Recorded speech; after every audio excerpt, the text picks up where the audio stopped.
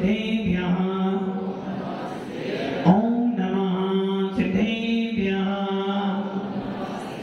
यदर्चा भावेन प्रमदिनादरे गौर्यः छराता सिद्धस्वर्गे द्वरेणितमेधा सुकृति लभन्ते संप्राप्य शिवसुखसमाजं किमुतता महावीरे स्वामी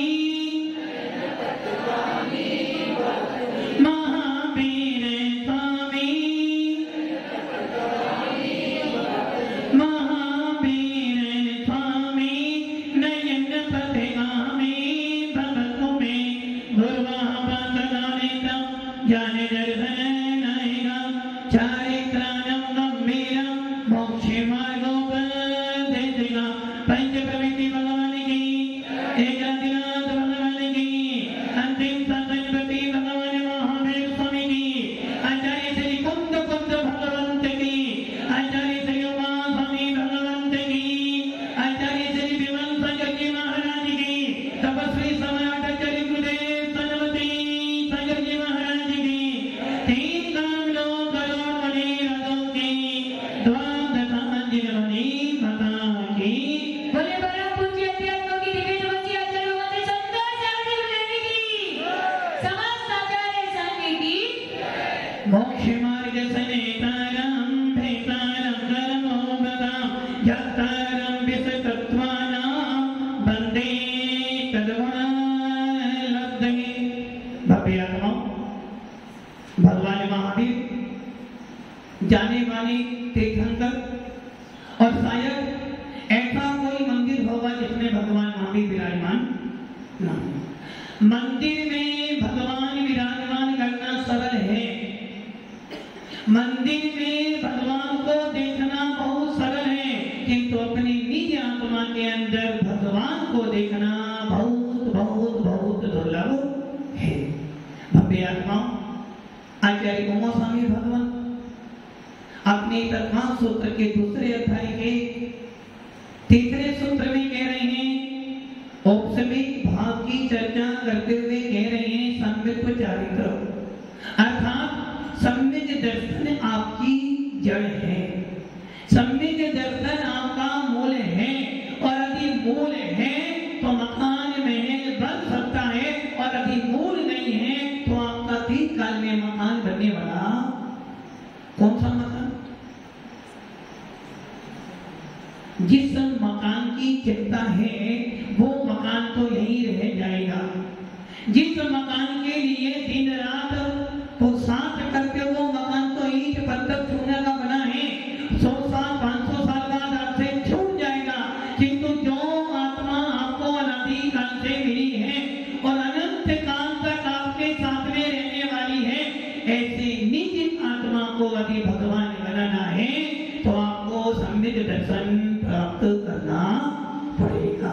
भव्य आत्मा आचार्य कुंद स्वामी ने अपने समय सार में 3 बातों का वर्णन करते हुए लिखा कि ये संसारी जीव किसमें रुचि करता है? काम, भोग और बल। आचार्य भगवान कुंद स्वामी कह रहे हैं, यदि तुझे सम्यक दर्शन प्राप्त करना है तुझे 3 चीजों को छोड़ना पड़ेगा। अब आप ये विचार करो, यदि आप काम, भोग और बल को छोड़ दोगे तो संसार में रह सकते हो क्या? यदि आप काम, भोग और बल को छोड़ दो तो क्या आप संसार में रह सकते हो? नहीं रह सकते, क्योंकि संसार में रहने का मतलब है काम, भोग, बल की चर्चा करना, और जिन्होंने इसकी चर्चा छोड़ दी है वो ही मोक्ष मार्ग पर बढ़ सकता है। इसलिए आचार्य कुंद स्वामी भगवत कह रहे हैं कि तूने अनादि काल से शुद्ध परिचितानुभूता काम, भोग, बल कथा, तूने अनादि काल से क्या किया है? अनादि काल से तूने काम की कथा सुनी है, अनादि काल से तूने विषय वासनाओं की कथा सुनी है, अनादि काल से तूने भोगों की चर्चा सुनी है, और बंध की चर्चा तो तूने अनादि काल से की भी है। इसलिए भगवत से कह रहे हैं कि तूने अनादि काल से काम भोग बंध की कथा सुनी भी है, उनसे परिचित भी है और उनका अनुभव भी लिया है। काम मतलब 5 इंद्रियां आपके शरीर में हैं, उन 5 इंद्रियों में से 2 इंद्रिय तुम्हारी काम इंद्रियां हैं और 3 इंद्रियां आपकी भोग इंद्रियां हैं। अब आप ये सोच लो, आपकी ये 5 इंद्रियां क्या कर रही हैं? ये 5 इंद्रियां आपको आपके मोक्ष मार्ग से हटा रही है और यही 5 इंद्रियां आपको आपके मोक्ष मार्ग में स्थापित भी कर सकती हैं। यदि आपने इन 5 इंद्रियों पर विजय प्राप्त कर ली, यदि आपने अपने उपयोग को अपने अंदर डाल लिया, तो ये 5 इंद्रियां तुम्हारा मोक्ष मार्ग में साथ देगी। और यदि आपने अपने उपयोग को गंदा बना लिया, तो ये 5 इंद्रियां काम और भोग में पड़कर आपके मोक्ष मार्ग को गंदा कर देगी। भव्य आत्माओं, 2 इंद्रियां, एक स्पर्शन और एक रसना, ये कौन सी इंद्रियां हैं? ये काम इंद्रियां हैं। और शेष जो 3 इंद्रिय बची, घ्राण, चक्षु और करण, ये कैसी है? भोग इंद्रियां हैं। इसलिए ये ध्यान रखना, यदि तुम्हें अपने सम्यक दर्शन को मजबूत करना है, मिथ्यात्व का त्याग करना है, तो आपको 5 इंद्रियों पर विजय प्राप्त करनी पड़ेगी। और जिन्होंने 5 इंद्रियों पर विजय प्राप्त कर ली, उन्हें आपके तो महामुनि राजो। भगवान में और आप में इतना ही तो अंतर है, एक मुनि में और एक आप में अंतर कितना? इतना ही अंतर है कि आप 5 इंद्रियों के दास बनकर बैठे हो और मुनि राजा ने 5 इंद्रियों को अपना दास बना लिया है। आप भी सारे वही काम करते हो जो काम मुनि राज करते हैं। आपका भी घर है, आपको भी आहार करना है, आपको भी भोजन करना है, आपको भी धन कमाना है और मुनियों को भी यही सारा काम है। हार, भेद, मैथुन, परिग्रह, चारों संज्ञा प्रत्येक जीव के साथ में लगी हुई है, किंतु मुनि राजों ने, त्यागी व्रतियों ने, महाव्रतियों ने, अनुव्रतियों ने अपनी ज्ञान रूपी धन से, अपने भेद विज्ञान रूपी धन से इन इंद्रियों पर विजय प्राप्त, और आपने अपने ज्ञान के ऊपर इंद्रियों का आवरण डाल दिया, जिसके कारण आपका भेद विज्ञान आपको सावधान नहीं कर पा रहा है। इसलिए कौन स्वामी कह रहे कि हे भव्य आत्मा, आज तक तूने काम भोग बंध की कथा सुनी है, परिचित है, सुलभ है, इसलिए तेरी रुचि उसमें आती है। यदि अभी कोई अच्छी सी मूवी आ जाए तो इस पूरे हॉल में स्थान, यदि अच्छी सी कोई हीरो आ जाए तो संतोष जी क्या हो जाएगा? किनकी भीड़? किनकी भीड़? भीड़ किनकी आ जाएगी? किनकी भीड़? शराब? उन्हें शराबत कह सकते हो?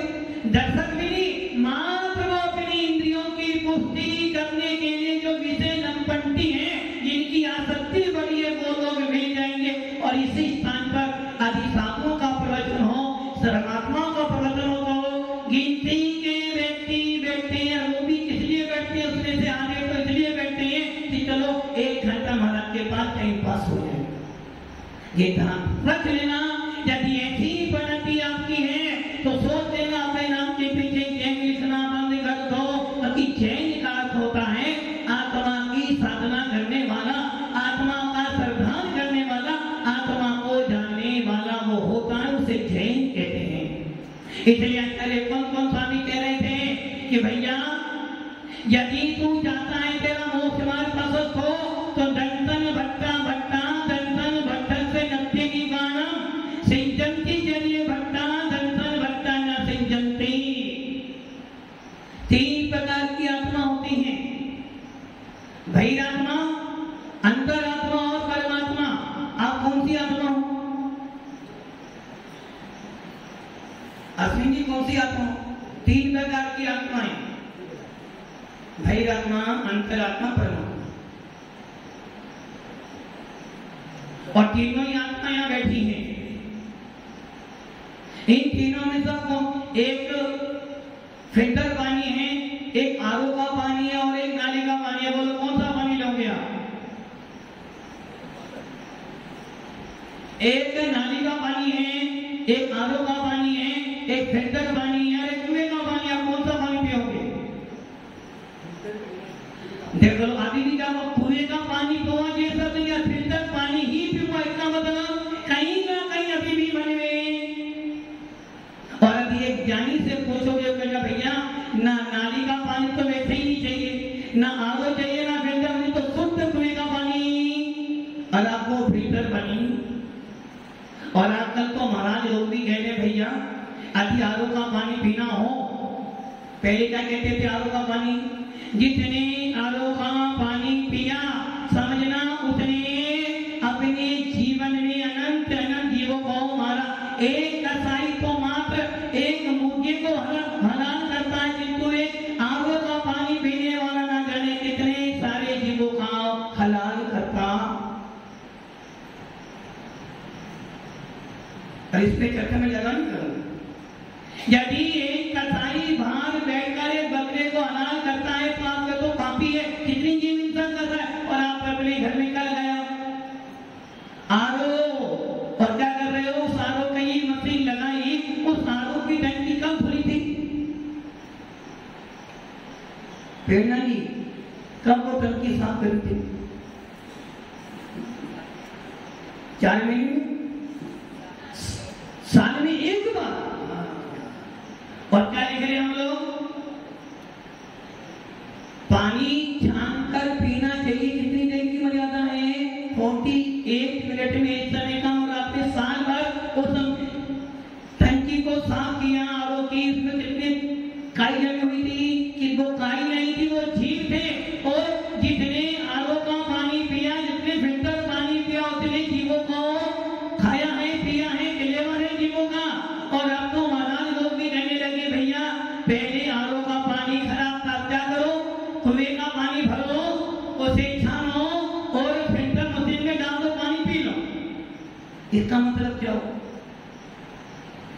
तो एक ध्यान रख लेना, यदि आपके पास में 3 प्रकार का पानी है भैया, कुएं का पानी, फिल्टर पानी चाहिए आपको।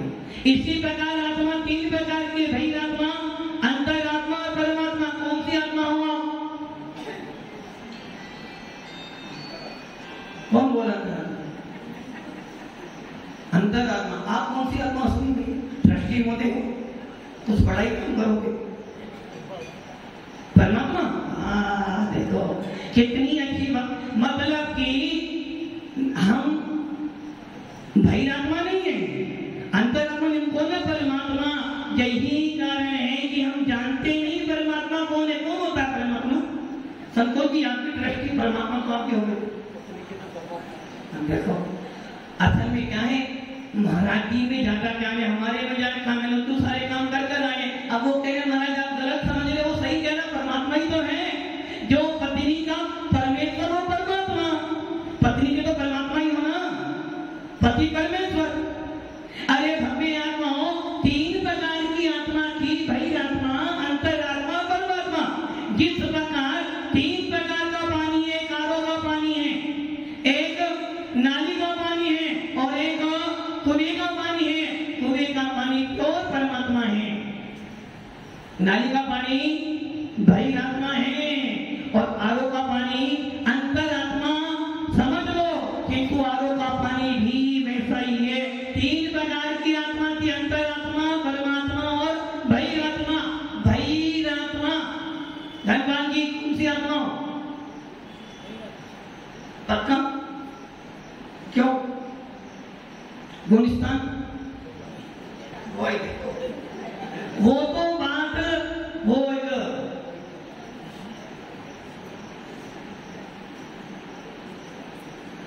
चाहे दुनिया बदले, हम बदलने वाले हैं। गुलिस्तान को घोट घोट कर तुम यदि साल भर भी पढ़ा दे तो आपका गुलिस्तान चौथा 3 साल में होने वाला। अब सोच लो, इतने दिन हो गए बोलते बोलते मिठा त्याग कर फिर भी आप देख लो महाराज, देखो साइंस के सिद्धांत बदलते रहते हैं, किंतु केवली का सिद्धांत कभी नहीं बदलता। वैसे ही हम केवली के अनुयायी हैं, जो एक बार बोल दिया तो बोल दिया, पहला गुलिस्तान तो पहला गुलिस्तान, और आज नहीं 100 साल बाद भी गुलिस्तान तो संतोषी कौन सा गुलिस्तान? अभी तो पहला ही है या पहला ही रहेगा। भव्य आत्माओं, भई आत्मा उसे कहते जिसकी दृष्टि लगी है भार में, जो मात्र शरीर को ही आत्मा मानता है। मैं सुखी दुखी, मैं रंग राग, मेरा मकान, मेरा बेटा, मेरी गाड़ी, मात्र बाह्य वस्तु को देख देख कर आनंदित होता है, उसे कहते हैं भई आत्मा। भार है दृष्टि, वो है भई आत्मा। दुकान आपकी है, दुकान आपका मूल्य किससे है? दुकान से, सही है ना? देखो हाँ कर रहे हैं, तो इसका मतलब गुलिस्तान पहला ही है। भव्य आत्माओं, भई आत्मा का मतलब है जिसको आत्मा का बोध नहीं है, जिसको भेद विज्ञान नहीं है, और जिसके पास भेद विज्ञान नहीं, उसका गुलिस्तान चौथा कभी होने वाला नहीं है। अंतरात्मा, अंदर में है दृष्टि, जिसकी उसे कहते हैं अंतरात्मा। जितने सम्य दर्शन को प्राप्त कर लिया है, जितने ज्ञानी वर्ती बने को प्राप्त कर लिया है, जो अनुवर्ती महावर्ती बन गया है, वो सबके सब अंतरात्मा। चौथे गुलिस्तान से लेके 12वें गुलिस्तान तक के जीव सारे अंतरात्मा। पहला, दूसरा, तीसरा भई आत्मा और परमात्मा। असली के परमात्मा हो ना, और परमात्मा कहते हैं सकल निकल पर माता में दोई विद तिगने घाति निभारी श्री रक्त सकल पर माता लोकालो के निहारी जन शरीरी त्रिविध कर्म बल बरगित से महंता। जिन्होंने 4 घाता कर्मों का विनाश किया, जिन्होंने 8 कर्मों का विनाश किया, ऐसे सिद्ध और अनंत को परमात्मा कहते हैं। असली या कौन सी आत्मा? भव्य आत्माओं, परमात्मा तो हो, परमात्मा बनने की शक्ति तो है, परमात्मा बनने की सामर्थ्य तो है, परमात्मा बनने का अस्तित्व तो मेरे अंदर है। जिस प्रकार दूध में घी है, वैसे ही इस आत्मा के अंदर भगवान बनने की सामर्थ्य तो है, किंतु मैंने अपने आप को काम भोग बंद की कथाओं में इतना लिप्त कर लिया है कि अंदर के कोने में एक दीपक जलता है, वो दिखता ही नहीं कि अंदर कोई बैठा भी है। भव्य आत्माओं, आदि सम्य दर्शन नहीं है, बहुत मुश्किल है आपका आत्मा से परमात्मा। यदि दूध में घी ना हो तो दूध का मूल्य नहीं है, अग्नि में यदि उष्णता नहीं हो तो अग्नि का मूल्य नहीं, और सोने में यदि चमक नहीं तो सोना व्यर्थ है। वैसे ही यदि आत्मा के अंदर सम्यक दर्शन नहीं तो पूरा का पूरा जीवन आपका बर्बाद है। अब ये सम्यक दर्शन बहुत अनमोल रत्न है, और इस सम्यक दर्शन को प्राप्त करने का साधन, इस सम्यक दर्शन को प्राप्त करने का सबसे समर्थ साधन है जिनेंद्र देव और निर्गम साधु की संगति। जिसको जिनेंद्र देव का सानिध्य मिलता है, जिनको जिन मंदिर मिलता है, और जो मंदिर में जाकर भी जिनेंद्र देव का अवलोकन ना करे, समझ लेना चिंता मणि रतन तेरे घर पर पड़ा हुआ है और तू भारत भीख मांग रहा है। देव साथ गुरु के सानिध्य में रहने के बाद भी यदि दो स्थान परिवर्तित नहीं हुआ तो 4 महीने सेवा तो की, और 4 महीने बाद ये सब वो हाथी तालाब में नहाकर को आया, साफ सुथरे कपड़े तो पहनकर आया, किंतु बाहर आने के बाद कोई धूल।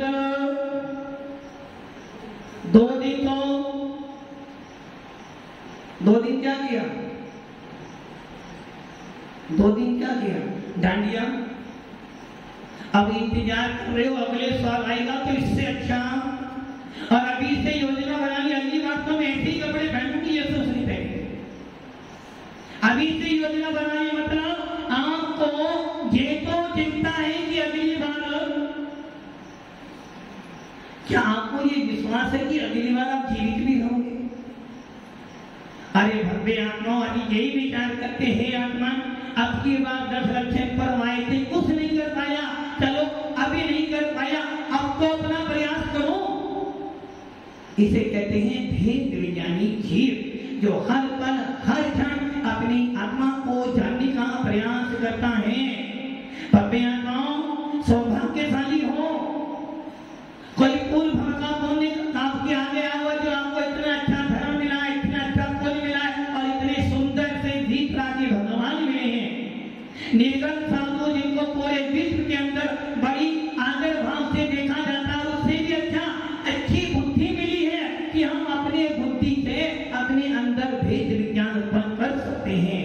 अभी इतना सब पाने के बाद भी धैर्य आत्मा पना नहीं छोड़ पाया तो समझ लेना वो स्थान तो पहला है और वो स्थान पहले के साथ में मर गए तो ना जाने कौन सी पर्याय मिलेगी, और उस पर्याय में जो निश्चित है मिथ्या पूर्वक मरोगे, यदि देव भी बन जाओगे तो आपको कोई मुनिराज संबोधन देने आने वाले, यदि आप मिथ्या दृष्टि देव बन भी गए, तीजन बन भी गए, मनुष्य बन भी गए, जिन मंदिर के पास पैदा भी हो जाओगे तो भारी भार घूमते देखते हो ना। अभी भी बहुत से लोग भार पड़े हुए कोई मंदिर के बाहर कुत्ता पड़ा है, कोई मंदिर के बाहर व्यक्ति सफाई कर रहा है, तो इसका मतलब कहीं ना कहीं पूर्व में ज्ञान था, वो संस्कार आज उदय में आए कि तो आज ऐसी पर्याय मिले कि मंदिर में जाने की अनुमति भी कहीं अपने साथ में ऐसा ना हो जाए।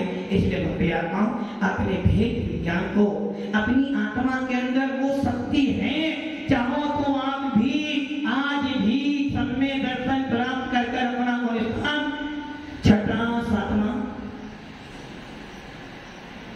क्या 7 मंजिल मकान, 7वां क्या गुलिस्तान किसे कहते हैं? किसे कहते हैं गुलिस्तान? बाप बड़ा ना भैया। हाँ संतोष जी, बाप बड़ा, नाम तो संतोष, और संतोष का अर्थ क्या है? सोच धर्म, अरकर क्या रहे हो? वो स्थान 7वां चाहिए, 7वां स्थान चाहिए क्या? चाहिए तो कल मिल सकता है, अभी मिल सकता है। अच्छा वो तो इन्हें मिल सकता है, देखे बस यही तो गड़बड़ी हो रही है कि हमेशा पर के ऊपर दृष्टि जा रही है, अपनी आत्मा के ऊपर दृष्टि। भव्य आत्माओं भेद विज्ञानी जीव तो ये सोचते हैं आत्मा मेरा तो भला हो, साथ में पूरे जीवों का भला हो, उसे कहते हैं चैन। इसलिए चैन व्यक्ति भावना कौन सी बात है?